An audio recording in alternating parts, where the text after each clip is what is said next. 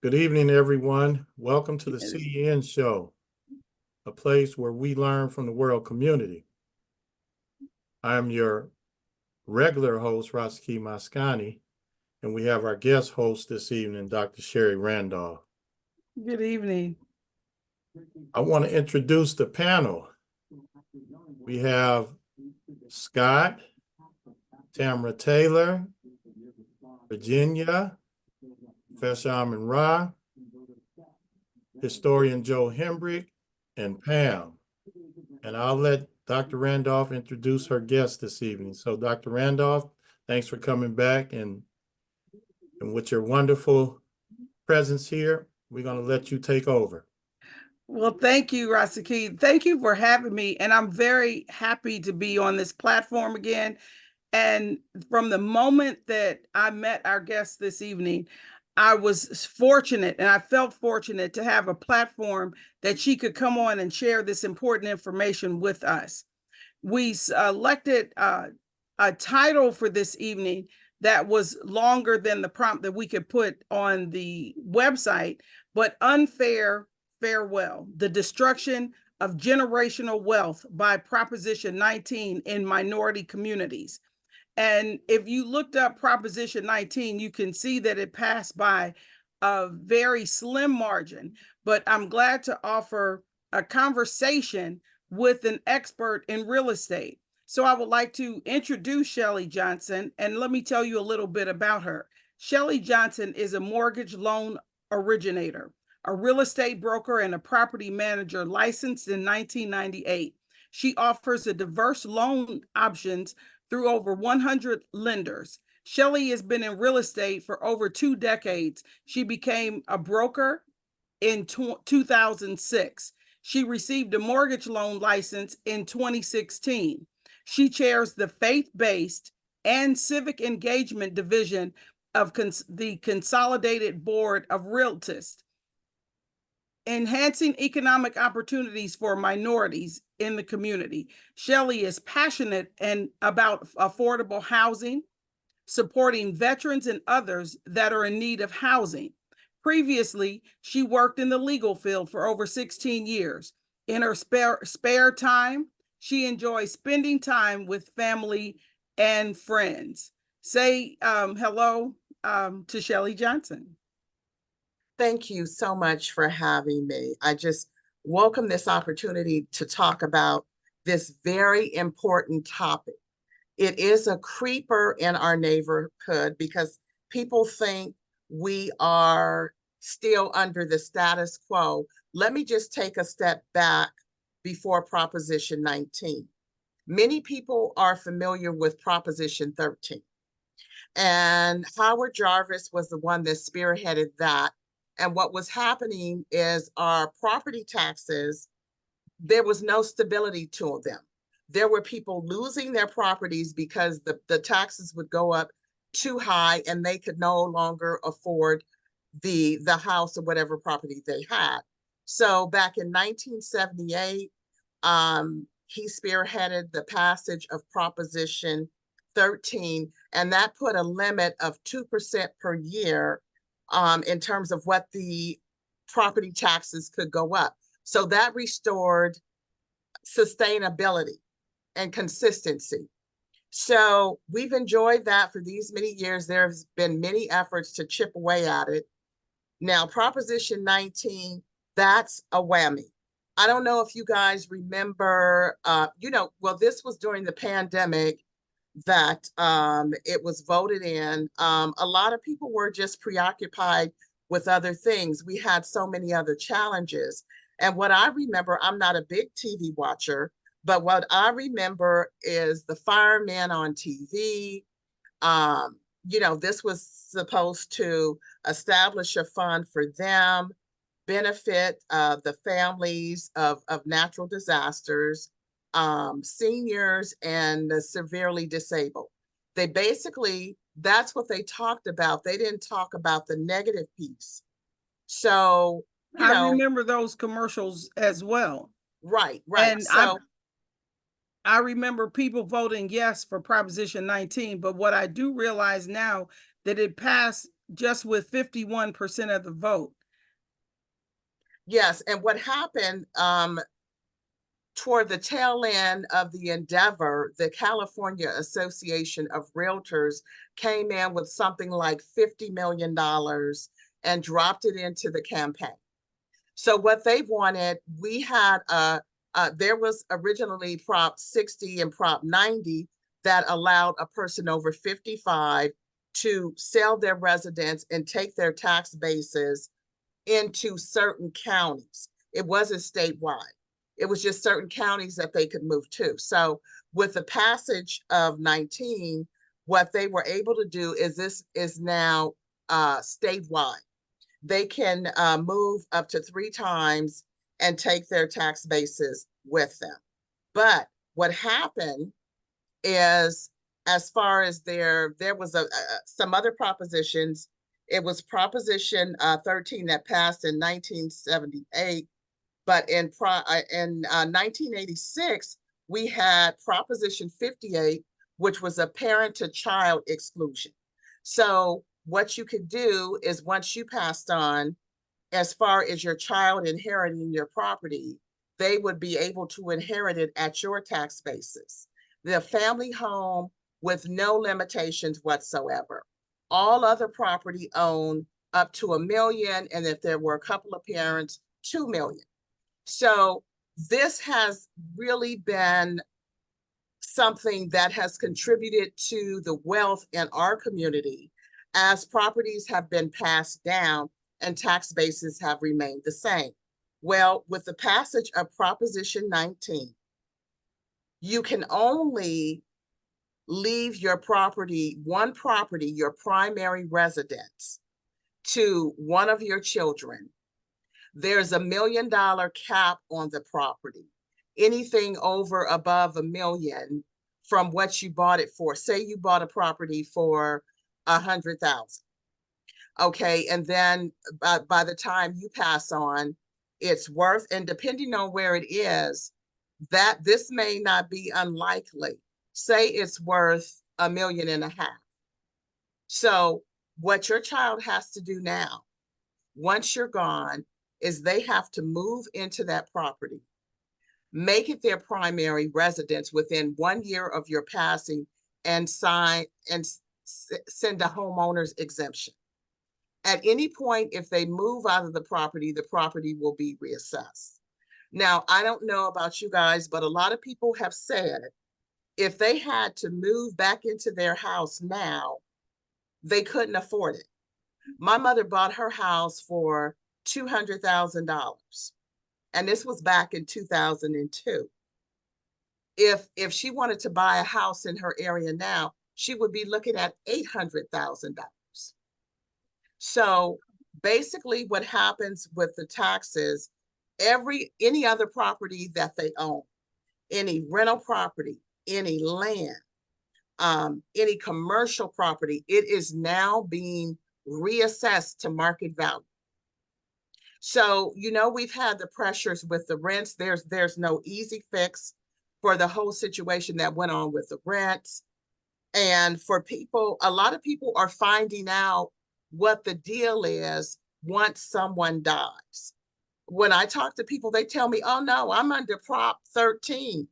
Or, you know, I've got a property for each of my children. I've got a living trust. I'm all set. A trust doesn't automatically exempt you from the reassessment of the tax. So as we know, depending on where you are, we have statewide rent control. If your property value goes up substantially, you may be in the negative if you're inheriting the property trying to pay it. Now, these lower property taxes, one thing that they do is this naturally occurring affordable housing. Because if the tax basis is low and the tenants are paying a low amount of rent, the owner may still be able to maintain the property, make a profit, and, you know, everything's fine. But what's also happening right now is people are getting these huge tax bills. I spoke with one lady. She was very nervous she had started putting the property up for sale. She said they were anticipating a $65,000 property tax bill. Her mother owned different property, and her mother never, ever raised the rent. She never raised the rent. So the tenants were, they were fine paying what they were paying. The mother was fine because she was still making over $100,000. So everything was good. But now that this has happened, basically you're looking at a situation where new owners are upside down. And what may happen, depending on where the property is located, a developer may come in, buy the property and demolish it, and then build something else there. So all of the people are gone anyway. Build something else, it's under the new laws, raise the rents, move people in, and just keep it pushing. So this has been devastating for a lot of people. And depending, in some situations, you can't move back into the property because it may be a rental. It may be a rental. You may not be able to get back in there. And I've heard certain people say that they can't even keep the family home because the taxes are so high they can't afford it. Now, there's another danger in this. What is that? If you have a mortgage on your property, okay, the bank is expecting for you to pay the property taxes. So say someone passes away, you've got this mortgage on here, you get hit with this huge tax bill, and you're like, oh my God, how am I going to pay? Even if you're paying it outside of the mortgage, if the bank sees that you have not paid the property taxes, they will pay those property taxes because property taxes supersede a mortgage. They don't want you to get so far behind that the property goes to auction and their loan gets wiped out. They will pay it and they will readjust your mortgage and send you the new amount for you to pay. And guess what? If you can't pay that new amount, you could go into foreclosure and lose the property. So are many people losing their properties because of this? Well, you have a lot of people that are selling. They're just like, I They're can't, selling now. I don't have. And so what's happening, a lot of people are finding out once someone dies. And they're like, well, wait a minute, I can't believe this. I thought, what about what? I'm not going to get these tax bases. What about this? I have to pay this, and they may sell. So I've heard of situations where children are checking out of college. They've been away at college, checking out of college to come back here to move into the residence to meet that 1 year requirement. So I know I've heard of one gentleman, I believe his property was in Newport Beach. He got a reassessment and the taxes were $38,000. So it was, apparently a multi-million-dollar property. But he was like, it's no way I can afford that. I can't afford that. So I'm going to have to sell. So you're looking at, just think of some of the community things we enjoy, our churches, some of the organizations that we're a part of. We're here in the community, some, restaurants that we've supported for years. Now, let me say something about the commercial properties. Okay. So with some commercial properties, they're under what's called a triple net, where the business leasing the property is picking up the taxes, the insurance, and all of that. They're picking all of that up. So you have this reassessment. And when it comes time to pass that on to the business owners, they may not be able to afford it, depending on how long that property has been in the family. So we may see businesses disappear.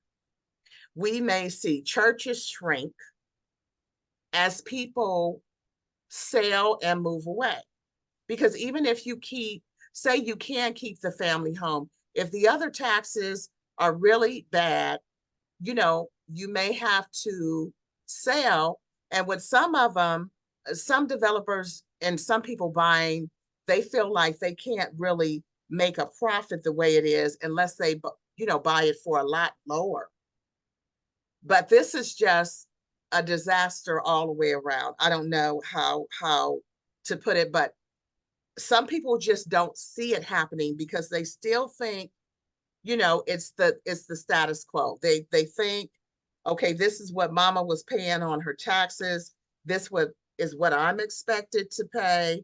And then when they find out otherwise, it just really is no good. Now, what year did people start finding out about this death tax and how it was attached to Prop 19?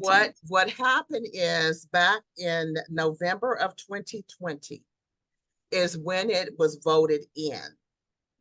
It took effect the following year, February 16th, 2021. So prior to that time, it was a big scramble.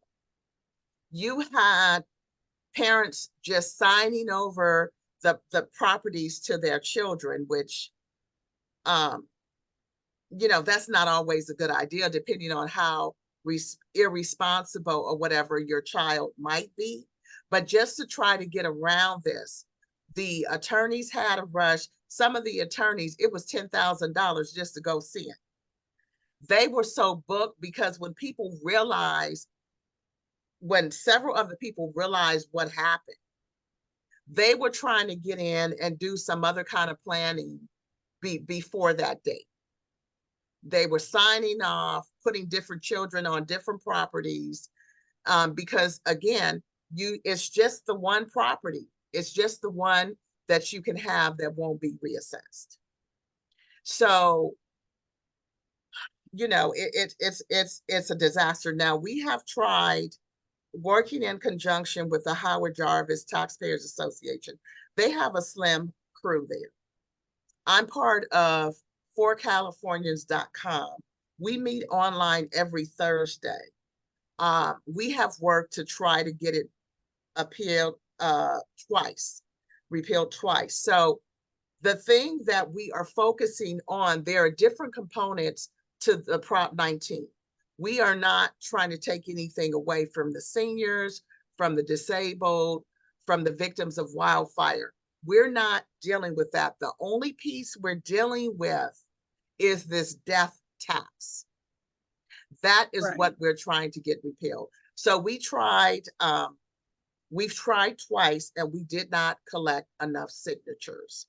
The first time we collected, we were trying to get at least 1.3, thinking, you know, that some would fall out, but 1 million would stick.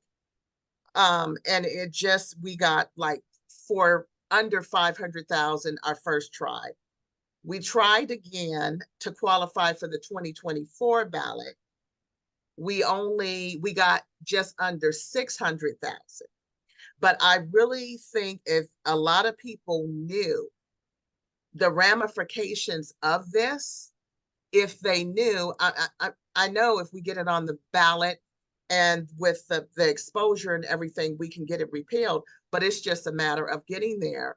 I talked to people in the real estate business, people in the mortgage business. Even when this was happening, I was telling some of the other realtors and brokers, I said, this is a no-no. We talk about generational wealth and, you know, what we're doing for these people. I said, but this is going backwards. Absolutely. This is going backwards. So, and I will say myself, and many people believe that if you have a trust or a living trust, that you are safeguarded. And now no. you tell me about the death tax. I know people are alarmed. Yes. So it's a matter of getting the word out. So what we're doing now on that, repeal the death tax or reinstate 58, there's a place where you can put your email in, as Howard Jarvis Association reassesses this, because they spent a lot of money the last 2 times, in terms of how to best get the information out. Now, the first time we had pre-printed areas in the Palm Springs in India. Oh, that's somebody. We had pre-printed forms. We had to go pick them up. We had to drop them off. The second time, we had ballots that you could actually print out. But what happened is several of the people, they went for the electronic signatures. When we voted in, as you know, the state, the California, all the citizens, we made a change to the Constitution. So there are certain rules in terms of how we have to repeal it. We have to change the Constitution again. And there are certain rules as to how you can do that. Now, the volunteers, we are not paid. There's no $2 a signature, even for those standing outside of the market, distributing ballots at the churches and all that, that there is no money there. We're not paid for that. We just see that this is a devastating blow to so many people. And we have quite a few people that are working up in the Bay Area. What I can do is in the future, Shari, I can send you the Zoom link for the Thursday night meeting. But we are at this again. This has to get turned around. It has to. So you're trying to get on the next ballot Yes. in November? Yes. Well, we can't do this November. We've already missed the deadline for that. We didn't get enough signatures. So we're going to have to wait another 2 years. And what we're trying to do is collect the signatures or email addresses. So when we're ready to go, the Howard Drivers Association, when we're ready to go, they can notify people, hey, here is the ballot. I don't know what kind of changes they're going to make this time, if you're going to be able to download them, but it's been a little bit challenging. We didn't realize that so many people didn't even have printers anymore. You know, we have this paperless deal going on, and you know, we don't have a printer. Well, we really needed them to print instead of doing electronic signatures. And I had some people tell me, oh, I just signed electronically and sent it in. Those ballots didn't count. They were invalid. Yes. And so everyone that's on the meeting tonight, how can we all become involved in the fight to work toward the next date? And do you know exactly what that date will be in 2026, the deadline that we have to have the signatures? No, Howard Jarvis will be letting us know. They will be coming out with the ballot. And as far as whether it's going to be something you're able to print out and sign and send in, or exactly how they're going to do it this time. So if there are so many days ahead of time that they have to get the ballot where it gets released, it's approved and it's released. And then we have so many days to collect the signatures. So that's how it works. So what they're doing now on repeal the death tax, there is a spot where you can put in your email and to stay informed about what's going to be next.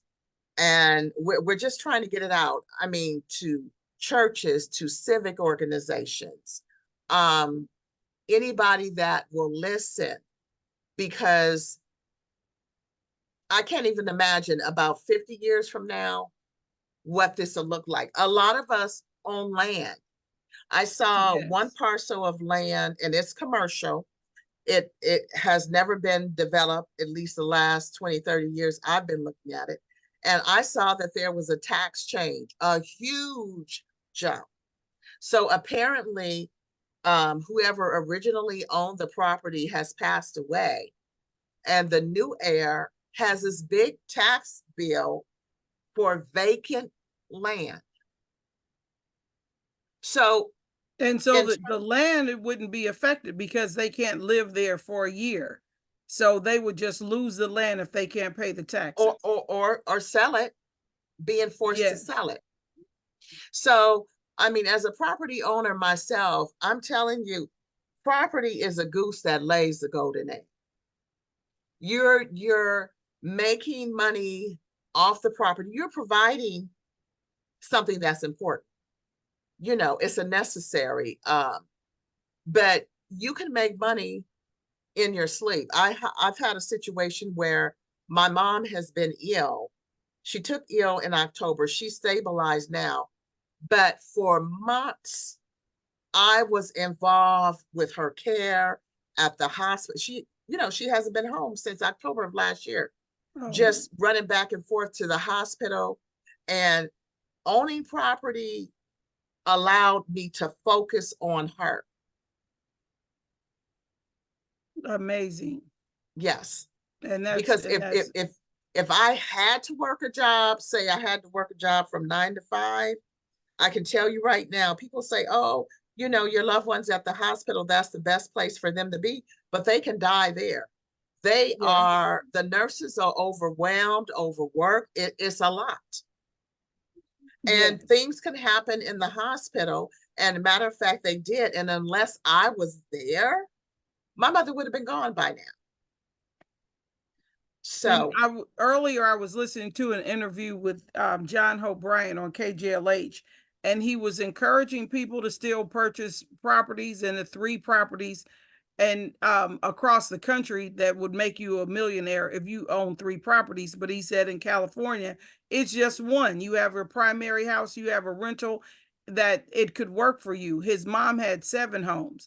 Now, the conversation around Prop 19 and the death tax was not happening in that conversation. And I wish I had had the opportunity to interject just a little bit that you had told me about and what we're hearing about now.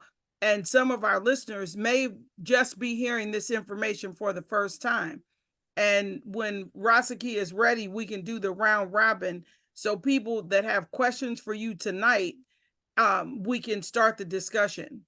But thank you so much for making us aware of the death tax and this situation. And I will be on board with you to do whatever we can to get this death tax repealed. There's always a situation that our community has to stand up in certain areas to fight. And this is definitely a place, because the shrinking affordable housing in California and in other places, we don't need to lose any more land or any more structures and housing or commercial properties. well, let me just interject something else. I haven't run into it yet, but I've been told, say you own a 4-plex. Okay, your parents or grandparents, if your parents are deceased, occupied one of those units. When it comes to a reassessment, you're only going to get a 25% break. The other 3 units are going to be reassessed. Reassess and evaluated at the current value. And I have a gentleman, he told me, you know, Shelley, my tenants are great. They don't give me any problems. I only charge them $850 a month. And I'm like, okay, what are your children going to do when you're gone? Because with that rent, I mean, that's great and everything's working great for you. But when that property gets reassessed, what are your children going to do? If it's upside down and they're losing money instead of making money. And I mean, it's definitely an unintended, it's an unintended consequence. It really is. And Yes. I mean, I'm hearing that there is a more expensive alternative and a little bit more laborious way to take care of this. But for most of us, everyday people, we need to get this turned around. We really Yes. need to. And it's just, it's heart-wrenching. I mean, it's shocking. It's just, you know, it's just a whole lot of things. So we are definitely wanting to get awareness. And I think once we get enough awareness and people realize what's going on and they sign, we'll be on the ballot. Yes. Well, Rasaki, you see the problem, and let's hear from some of the people on the panel that have questions. And it may be the first time they're hearing this information, and they want to save their property for their children and grandchildren. Okay, well, I want to start off. Okay. As I hear this, I'm thinking about gentrification. Yes. Yes. Is this classic gentrification? Oh, absolutely. Okay. All right, let me move on. Tamara Taylor was here first, so I'm gonna go with her. Tamara, do you have any questions or comments? It's just appalling at how the system will move us out of the way, and we don't know how to keep up and what stuff means when it's passed. So I'm grateful for Miss Shelley to give us this information so we can, in our respective areas, pass the word on and get her in front of people to explain what does it mean, death tax, and all the layers in between, taking our kids' property from what our parents, grandparents worked really, really, really hard for, just for it to slip up from up under us. And so I'm in it to help her spread the word. That's what I'm in it for. Appreciate that. Any response, Miss Shelley? Thank you. Okay. Thank you, thank you, thank you. We need all hands on deck. This is an emergency. It really is. Seems that Yes. way. Okay, Professor Ra? Appreciate what's been said, if I understand correctly. Dealing with property is always a challenge for us as African Americans. It's always historically, except for probably in the 50s and 60s, but today, because most time when you buy a property, they factor the taxes into your mortgage. And it'd be reassessed if you refinance sometime or if you do some things with it, and it's a very challenging thing, but it's just as challenging as trying to get enough people to sign the petitions from that standpoint, because like Dr. Randolph said, many people don't even understand when you say death tax. They think you're taxing somebody dead, or something like that. I don't know why they term the initiative that, especially if it's driven by Howard Jarvis, them, if they decided to name it that.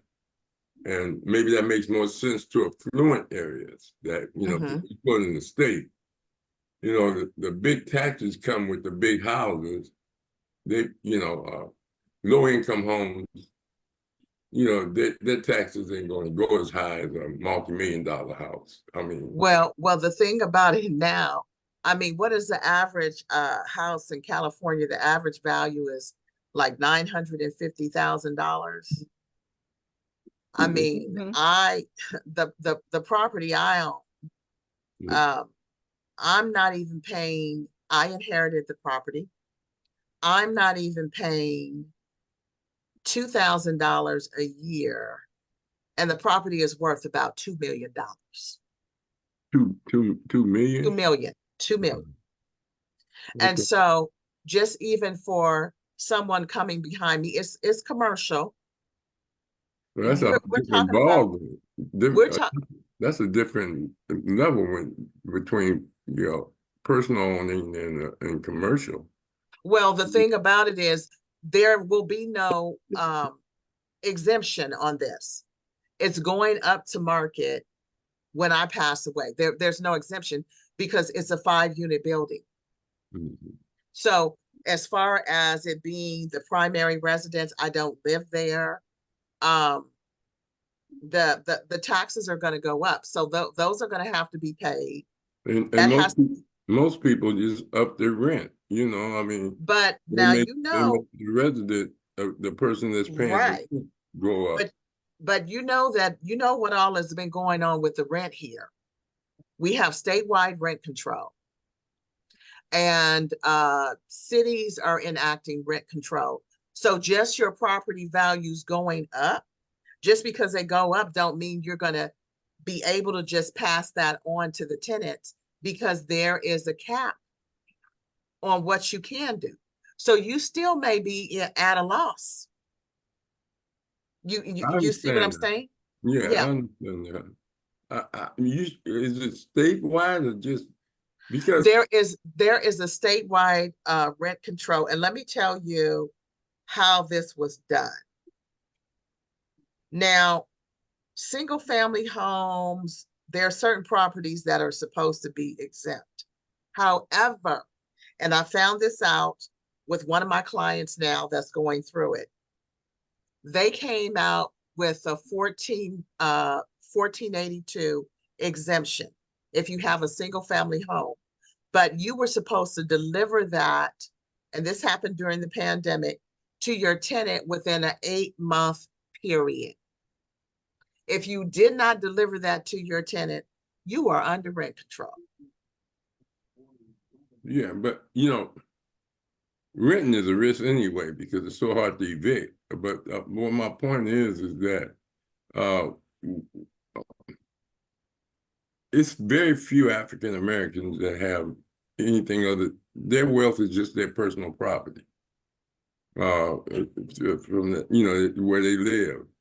And sometimes, I see what you're saying, that if they should pass and give it to their kids, or put them in the trust, or put them in the will, it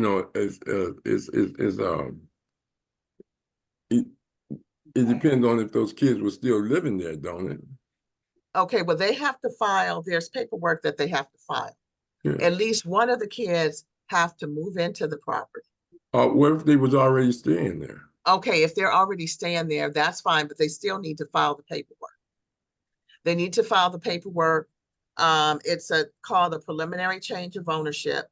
And there's an additional exemption form they'll need to fill out, and they'll have to declare a homestead on that property to keep the same tax basis. So say your parents bought the house for $250,000. If the new assessment is $1,250,000, you're safe. Anything over that, it's reassessed at the going tax base and added to your base. Now, property taxes is collected by the state, but it goes to the county. Is that Right, correct? right. Okay. The tax collector, you have the assessor and you have the tax collector. So yeah, so that's what's happening now. And I mean, I've had family that, they have land, they may have never developed it, but they bought it and they've passed it down. Commercial properties, and they've passed it down.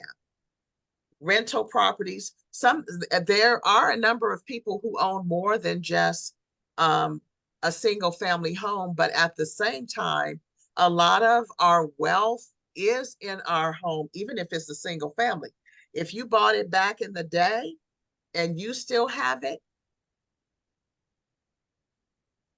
that's quite a bit of wealth right there. We have more equity now nationwide than we've ever had before. That's because prices went up. Is that correct? Yes. And Yes. so, but this is my last question, but it's a challenge getting signatures.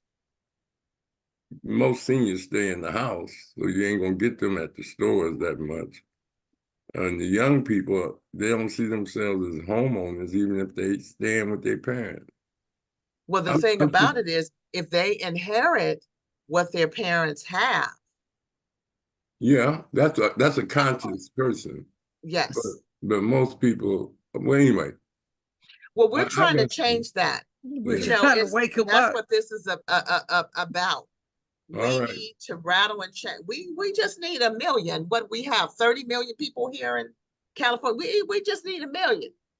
to get it on the ballot and start making some noise. So Yes, a for cool those, million, But Professor. see, why don't just a assemblyman or a state senate to just write an initiative?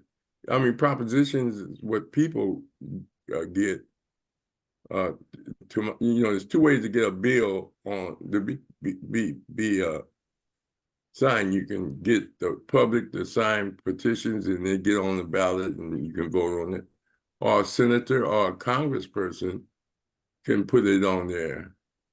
well, what they were trying that, I believe, with ACA 11. That's what they were trying, and it didn't work. Okay, So now they did an assessment on what this would cost the state if the bill passed, and how it would help the people. well, I mean, they write the bill up, and they write a concept of the bill. First thing, that's why they call it a bill, because somebody got right, it. right. And my point is that when they do an assessment of a bill, it has to go to the controller or somebody to assess it affects if it's on the ballot and if it passed. So have they did that? Okay, they made an attempt Mhm. because they were just trying to get it, bypass all of this signature collection and get on the ballot. But I don't know, we haven't made enough noise Okay. about it. All right. Thank you. So, we need a million signatures the next time around. No senator or assemblyman put it or a group of senators would make it their bill and put it on for voting. No, Okay, unfortunately. all right. Virginia? I don't have anything. I live in New York, first of all, and not a property owner. I just wanted to hear the information. Do have family in Cali, and it's very interesting to hear how constantly our properties are being taken from us one way or another. Thank you for the information, and I'll try to forward to the people I know who live there. I appreciate it. Thank you. And David? with this proposition, I mean, there are efforts to totally dismantle Proposition 13 and this, cap of the 2% per year. If that were taken away, we would be like some other states. I mean, your loan would just be like having an adjustable mortgage, which a lot of people don't have. Because from year to year, it's like, what are the taxes going to be? And then if there's something, that you can't afford, it's like, what do you do then? I mean, even rent is high when you're trying to go someplace else, because the people that have the cheaper rent, they're not going nowhere. They are Right. not going nowhere. Could I ask you one more question? Sure. Just one more. In the event of I see the challenge, and I'll sign the petition with no problem. I'm a registered voter. I don't want things of that nature. But the challenge is, again, trying to get mass people to participate and educate them. When we did the Million Man March and Day of Absence, we had workshops in various communities and to educate people, at churches and things of that nature. And that's why we were able to get people out. But, if you don't have money for advertising and Volunteers. yeah, that's why it costs so much to run for office on statewide, countywide. You have to have television or at least a mass media or social media account. It takes money to reach the public because people live all over, Right. Well, I know that there was some conversation about once we hit a certain milestone, that there were some that felt like they would put money into the campaign. But, you know, we were trying to get the plane off the ground. Yeah. So qualifying for the ballot is the first step. I think I had called into a radio station and the lady didn't let me get my sentence off. She said, look, we've already discussed Prop 19. We know that we've been tricked. You know, we'll talk about that as the election gets close. And she cut the mic off. But the thing about it, if you're talking about it on the radio, if you can get some time on the radio, some key stations, that's 1 million people right there. If they can print out the ballot, sign it and send it in, you got your million. So, you know, we're just trying to see what we can do different this time, what we can do better. But we are definitely not giving up. Well, we definitely going to do each one, teach one. And I wanted to mention to Virginia, you can share this information with your folks in California by they can hear this on YouTube. It'll be on there this evening or tomorrow. Okay. What you have to do is go to YouTube, Community Education Network, and hit videos, and you will see it. It will be there. That's one way. But we got to get the word out the best we can. That's why we're here tonight, Shelley, to get Yes, the word absolutely. out. So we'll be posted up after the show, and we can spread the thumbnail. Yeah, right you just now gotta to share as it. many Gotta people as keep possible. sharing it, and I'm pretty sure, you know, and we just do our best. That's all we can do. Yes. Yes, I know at one of the block club party, I had a booth there and the people were shocked. Shocked. They were like, well, when did this happen? Well, what? I can't leave my property to my children. What? You know, and that was just one instance. They let me have the mic. I told them while I was there, this whole thing that happened, what we needed to do to correct it. And the people came on and signed, that came over and signed. That's one event. I've been at churches, just in different locations. But I mean, this time, and it's just not me, it's other people. What I would do is I would get the information to you, Shari. If you guys pop on Thursday night at 7, it's from here all the way up north. You know, And we're what's trying that website? It's forcalifornians.com. They should have on there where you can click what the Zoom link is. I just know it because I have it, you know, in my email. I can send it to you direct. Okay, So can you drop it in the chat tonight? okay, let me go into my email right now.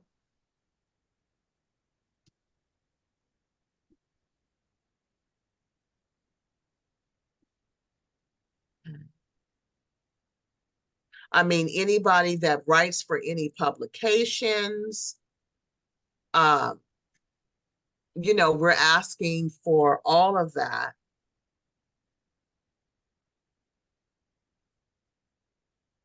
Yeah. Is this it right here? Okay, Is that it? let me look at your screen. No, it's for, type out for FOR Californians, Oh, Californians. for Californians with an S.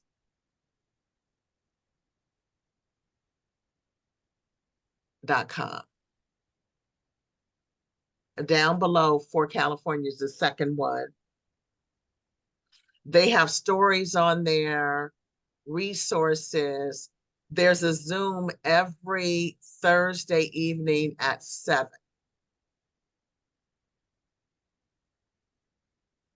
If you scroll down, okay, there it is right there. To go right back up just a little bit. There. Okay. Join our weekly Zoom calls Thursday at 7 p.m. The Zoom link is right there. Okay. Thanks for that. Yes. I put the Let's- link in the chat. Let's get to a few other people before we leave out Yes. here. Let's go to Historian Joe.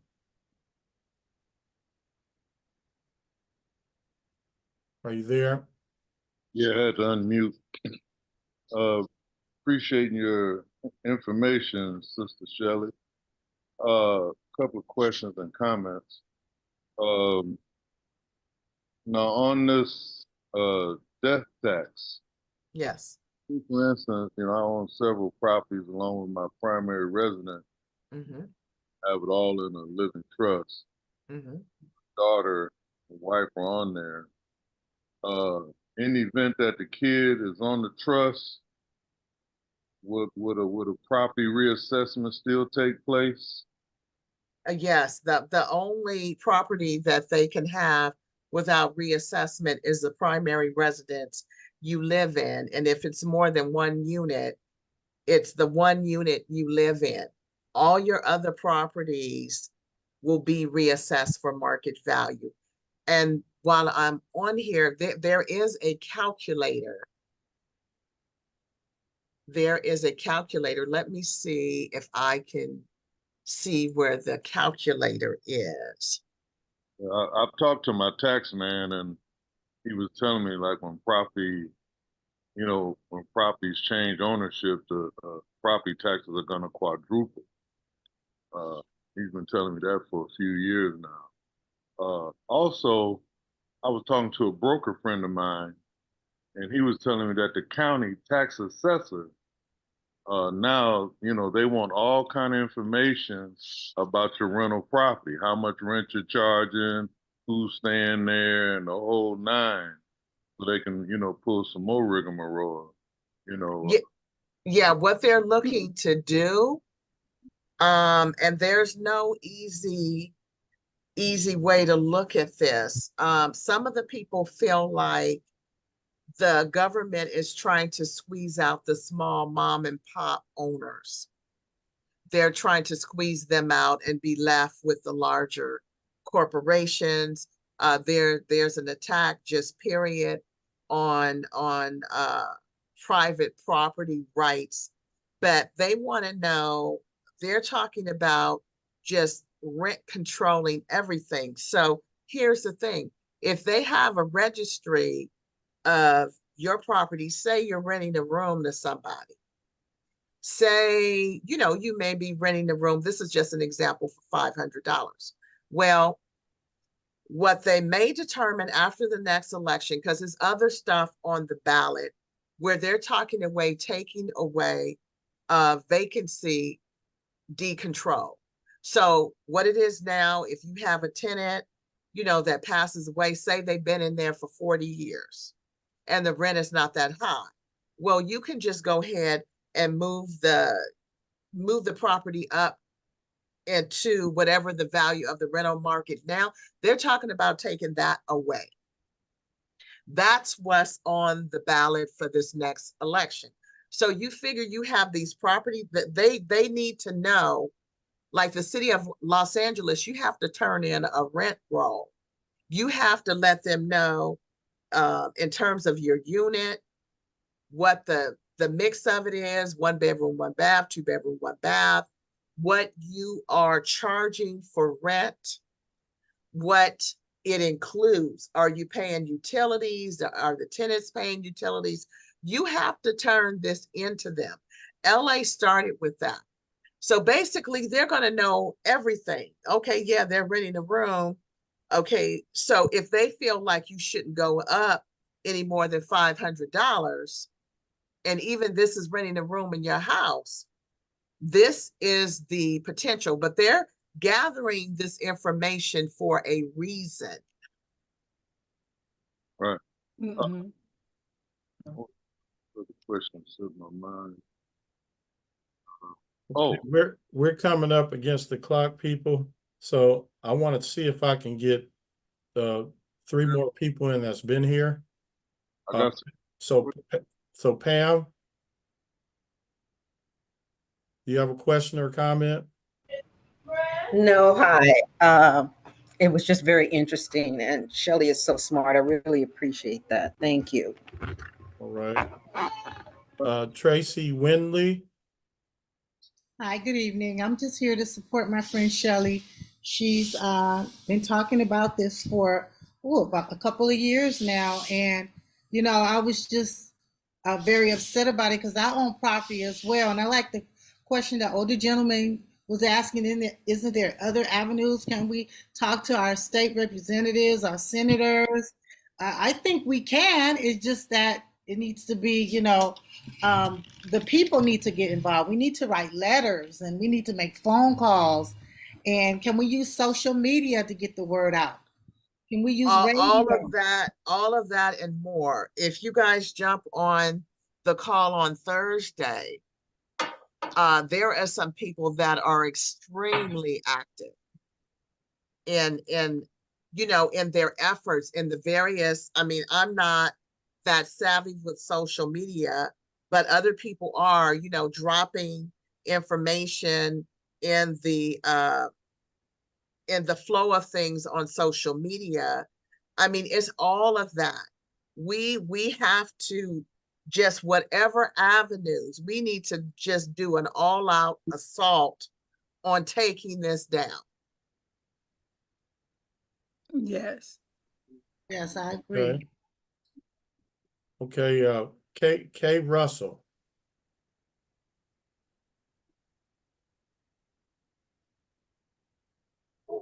Hello there.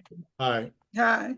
Hi, how are you? Oh, this information is so informative. I'm retired and I do own property, but it's a mobile home, but I don't own the land, so they don't really consider me as a homeowner. This property was passed down to me from my mother. And I'm on the end where they're trying to dislocate all the elderly people that are living here so that they can tear down your home and replace it with buildings that they're building and then charging $500,000 and $600,000 for these homes to be bought and paid for. But then they're not allowing them either to buy the lot. So once again, this is another scam where you can buy the property, but you can't buy the land. So therefore they can continue to charge you space rent. So once again, even though you think you might be buying the property and own it, you won't. And I want to get this out to the public. You will not be owning the property because you don't own the land. If you don't own land, then you don't own the property. And since we're on the air, I would really like to report this. This is what they're trying to do. So for all those people that are looking to buy mobile homes because they think that it's cheaper, they need to think again. And so that's what I want to say, and that's what I want to get out to the public. And so I want to thank you for this time, for allowing me to be able to say that. Thank you. Thanks for. Thank you. I will say, Kay, that you have rights. There are rights, even though you're living in a mobile home park. This whole arena is quite interesting.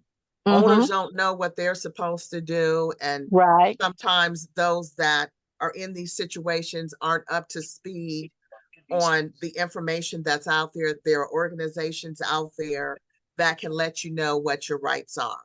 I would surely be glad to get any information that is available. Please let Shari know, and she'll be more than glad to see to it that I get that information. Thank you so very much. You're welcome. Absolutely.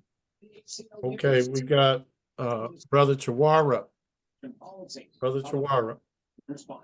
Yes, I came in very late, so I'm just really here to show my face and to support. Okay, so you want to show your face so we can see it?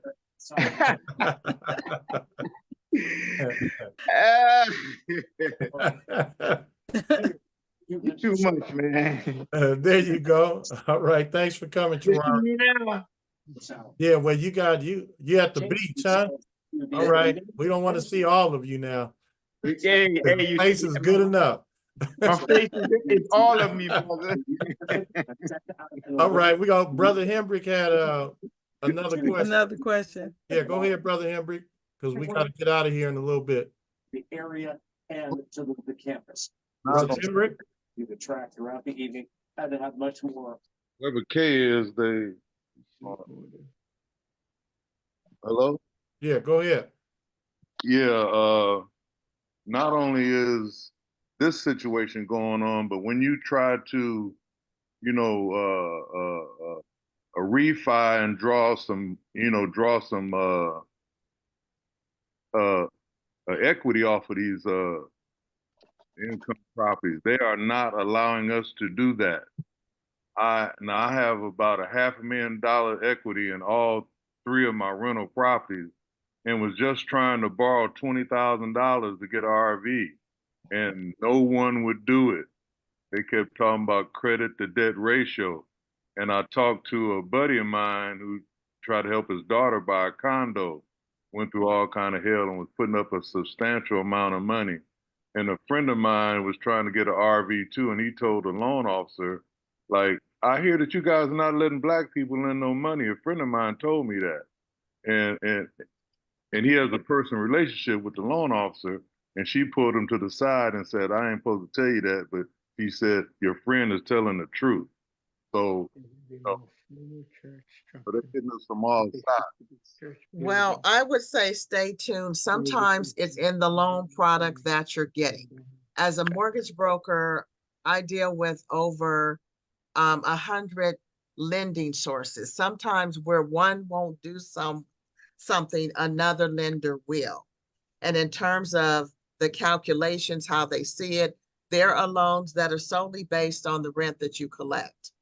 So if you would like to, I'll put my information in the chat.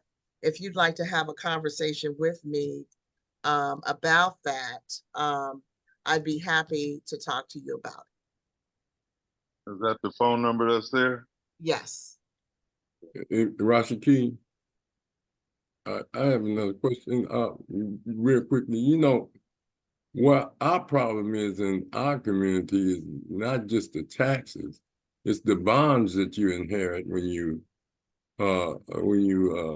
you know, school bonds, city bonds, county bonds, and that's a way it's another form of taxing. But it's factored into your mortgage also, as far as paying your percentage of paying those bonds off or guaranteeing them bonds. And that causes your mortgage to go up also. You know, in some places, they tax you for utilities, trash pickup, the city tax, and things of this nature.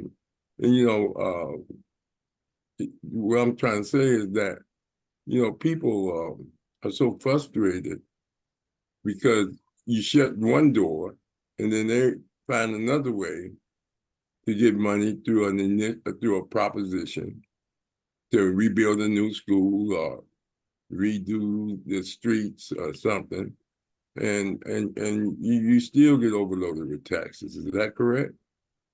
Well, I think this is a situation. I feel like they've been pushing me on the shoulder, pushing me on the shoulder, pushing me on the shoulder. You know, sometimes you get to a point where you had enough.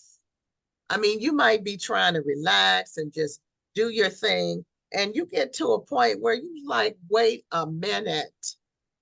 And I feel like when enough of us start saying, wait a minute, okay, wait a minute, this is too much, and get up and start fighting back, finding out what we can do. Because in some situations, it's going to be a learning process. You know, we've been kind of like sitting back too long because the tack or sitting on a tack hasn't hurt bad enough to get up and do something. But you know, we always have to start somewhere. I'm not about laying down saying, well, you know, they're doing this, that, or the other. It's what can I do? And I know initially I was thinking somebody needs to do something. Well, it was like, Shelley, guess what? That somebody is you. Yes. Yes. And sometimes if it's a bunch of us working at stuff, sometimes some of us will get tired. But if it's enough of us, I mean, some of us might be resting while some of us are fighting. We might switch up and some of us may keep on fighting. But this is what it is going to take from here on out, to constantly be vigilant on what is trying to be done and come up with how we're going to counteract the situation. But if we don't do anything, they're just going to steamroll over us. And I've heard some projections in the future. I don't know what the exact date. They are saying that Black people won't have any wealth. 2050. Yeah. No, 2050. 2032. Well, 2032. Yeah. Well, the original intent wasn't for us to have anything. So they haven't changed their program. We have to change ours. Exactly. Exactly. But you know, this is why we do this, and we're gonna keep fighting and keep fighting. And I'm gonna go to Brother Chawara, and then Brother Chawara, we only have a few minutes. So Yeah, I please just want to keep it drop. short. I just want to drop something real quick. Yes, go ahead. Something I discovered today, a thought came to me. You know, I'm into insights, you know, and it comes by the way of the big G. Now, when we look at currency, money, or whatever we call currency, could be anything. The first currency that ever existed was called energy. And we exchanged energy. If we wanted food, the baby comes out the mother, it needed milk. It used this energy distance of the mother to reach the breast where the milk was stored and the baby received food from that. If I wanted an orange or a mango, I would take my energy, climb the tree, and retrieve as many mangoes or coconuts that I wanted. And that was the fair exchange. If I wanted what you had, I bring what I had and I would barter and exchange with you. So they put money in between everything. That's their form of control. So I think when we begin to stop for a moment and look at each other as value, nobody can determine our value. Nobody can tell us that we're going to be left out of anything, because we are the everything. You can't leave the everything out of everything. That's ridiculous. So we need to unite ourselves together and begin to respect energy that we all possess, and begin to sharing that energy, and begin to unite with that energy, begin to duplicate the energy, to begin to harmonize the energy and the divinity of that energy, and manifest whatever we want in our lives. Okay, brother Chawara. Thank you. That's all I wanted to say. Okay, Brother Chawara, quick question for you. Can we take that energy and get these signatures?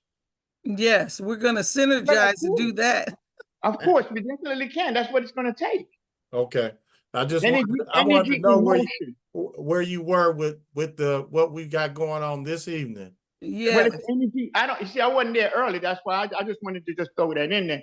Energy in motion is how you get the signatures. Energy that's not in motion, accomplishing it, achieves nothing. So when energy, like having this talk tonight, that is the exercise of currency right here. And the question you just asked me, that is an example of the power of energy. Yes, without energy, can we move? No. Without energy, can we love each other? No. Without energy, can we help each other? No. Without energy, can we fight the foe? No. So energy is the currency, and energy is God. Yes. Created no motion. Okay. Well, so we're going to take our God in motion and build synergy around this conversation, and get the synergy with the politicians and with the people. So yeah, I'm with you, Shelley. Hit them over the head with it. Get what you want. Okay. And need.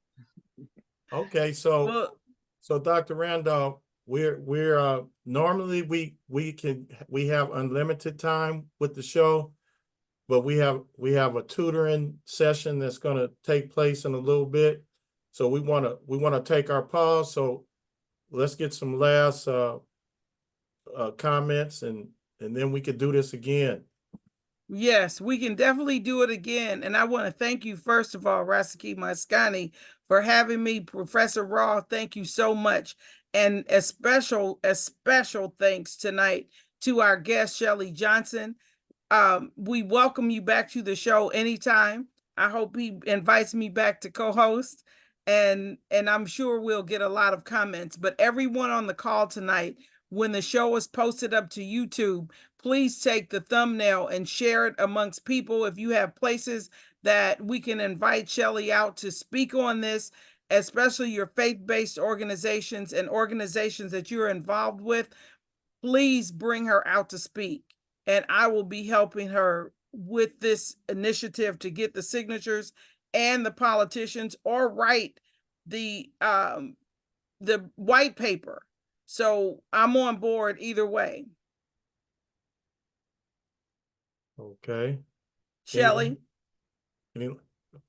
Yes, thank you so much. I really appreciate the platform. I appreciate any additional assistance. I don't know if you guys remember, if you guys are around my age or older, you remember that Fabergé commercial where they said, you tell two friends and they tell two friends, and so on and so on, and the whole screen would fill up with people? Yes. That's definitely, I mean, we need to tell 100 friends, but you know, that's definitely, we can make this happen. It's possible. That I know. Yes, that I know. And our target is 2025 or 6. 6. We're looking, now they'll come out with paperwork, with the ballots. It's so many days before, and I could drill down on the number of days. But we will, we're going to gear up to try to get this on the 2026 ballot, since we weren't successful in 2022 and 2024. Thank you so much. So our target's to have that on the ballot 2026. And that's yes. We're going to work towards that for sure. And we will want to have you back so we can further discuss this and reach more people. Okay, and jump on the Thursday night if you guys are available. Jump on the Thursday night Zoom. Okay. Okay, great. That's statewide. Okay. Thank Thank you you so much. Thank you. So now I want to share who we have for next week. Oh, okay. Okay. Next week we have Makeda Dredd Cheatham. She's the founder and executive director of the World Beat Center that's downtown San Diego. And I've been to her venue, and the place is beautiful. I plan on going back on the 23rd for the event she's having for the youth, celebrating Juneteenth. So that should be an excellent show next week. And Professor Ra, anybody for next week?